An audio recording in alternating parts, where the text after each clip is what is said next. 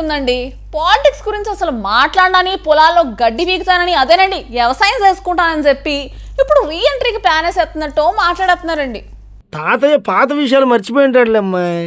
అట్ట మర్చిపోయి ఉంటే ఇప్పుడు తాతయ్య ఇంతకు ముందు పాలిటిక్స్ లో ఉన్న విషయం కూడా మర్చిపోవాలి కదా అబ్బాయి.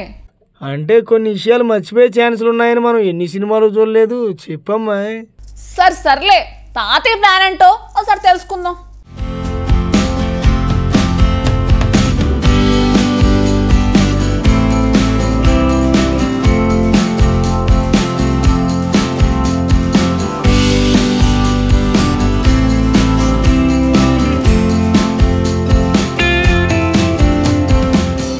శ్రీకాకుళం అంటే రాజకీయంగా బాగా సైతన్య ఉన్న జిల్లా.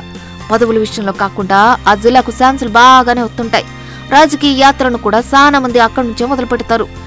ఇప్పుడు ఇదంతా ఎందుకు అనంటే మాజీ ఎంపీ విజయసాయిరెడ్డి కూడా శ్రీకాకుళం నుంచే కొత్త పాలిటిక్స్ స్టార్ట్ చేయాలని అనుకుంటున్నారట. ఈ మధ్యన జరిగిన ఓ ప్రోగ్రామ్ లో ఆయన మాటలు వింటే ఇదంతా నిజమేనేమో అనిపిస్తుంది. వైఎస్ఆర్సీపీలోనే కాకుండా ఆ పార్టీ అధినేత జగన్ ఎదగటంలో కూడా విజయసాయిరెడ్డి బాగానే వెన్నుదన్నుగా నిలబడ్డాడు.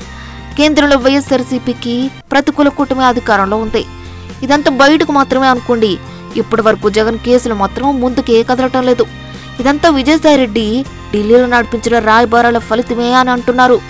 పార్టీ బలోపేతానికి తీవ్రంగా కృషి చేసి ఆ పార్టీలో నెంబర్ 2గా ఉంటూ వచ్చిన విజయసాయికి ఆ పార్టీ అధికారంలో ఉన్నప్పుడు అంత ఇంపార్టెన్స్ ఇవ్వలేదట. ఇదెవరో చెప్పిన మాట కాదు, ఆ పార్టీ నుంచి బయటికి వెళ్ళిపోయేటప్పుడు విజయసాయి చెప్పినవే.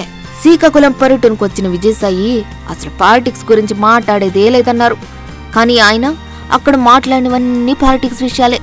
తనలో ఎన్నాళ్ళు ఉన్నవన్నీ బయట పెట్టేశారు. అంతటితో వదిలిపెట్టేలా కనిపించడం లేదు. ఇప్పుడు ఏపీ పాలిటిక్స్ లో కొత్త డిస్కషన్స్ మొదలయ్యాయి. విజయసాయిరెడ్డికి తన సామాజిక వర్గాన్ని తన వైపు తిప్పుకోవటానికి ప్రయత్నాలు చేస్తున్నారని అంటున్నారు. అందులో భాగంగానే శ్రీకాకుళంలో నిర్మించబోయే రెడ్డి సామాజిక భవన నిర్మాణానికి కావాల్సిన 2 కోట్ల రూపాయలు తానే ఇస్తానని ప్రకటించారు. అటు వియాలవాడ నరసింహారెడ్డి పేరును కర్నూలు జిల్లాకు పెట్టాలనే డిమాండ్లు వినిపిస్తున్నా రెడ్ల మద్దతును కూడగట్టుకునేందుకే ఈ ప్రకటనలు చేశారని టాక్. ఇక రాజకీయాల్లోకి రాను, వ్యవసాయం చేసుకుంటాను అని అప్పట్లో చెప్పిన విజయసాయి రాష్ట్ర ప్రజలకు న్యాయం జరగలేదని భావించినప్పుడు కొత్తగా పార్టీ పెట్టేందుకు కూడా వెనకాడనని చెప్పుకొచ్చారు. ఇవన్నీ చూసిన తర్వాత ఆయన ఏదో పెద్ద స్కెచ్ చేశారని అంటున్నారు. వైఎస్ఆర్సీపీలో చాలా మంది నేతలు కూడా ఆయన మీద సింపతి చూపిస్తున్నారట. మొదటి నుంచి జగన్ కు వెన్నంటి నిలిచిన ఆయన సిచ్యువేషన్ ఇట్టా కావటం మాత్రం కరెక్ట్ కాదట. ఇవన్నీ సాయిరెడ్డికి అనుకూలంగానే ఉన్నాయని భావిస్తున్నారు. శ్రీకాకుళంలో ఆయన ప్రకటన విన్న చాలా మంది మిగిలిన జిల్లాల్లో కూడా రెడ్డి సామాజిక వర్గ భవన నిర్మాణాలు చేపట్టే అవకాశం ఉందని చెప్పుకుంటున్నారు. రెడ్ల మద్దతు కూడగట్టి పార్టీ పెట్టి తన బలాన్ని చూపించుకోవాలని అనుకుంటున్నారా అని టాక్ వినిపిస్తోంది.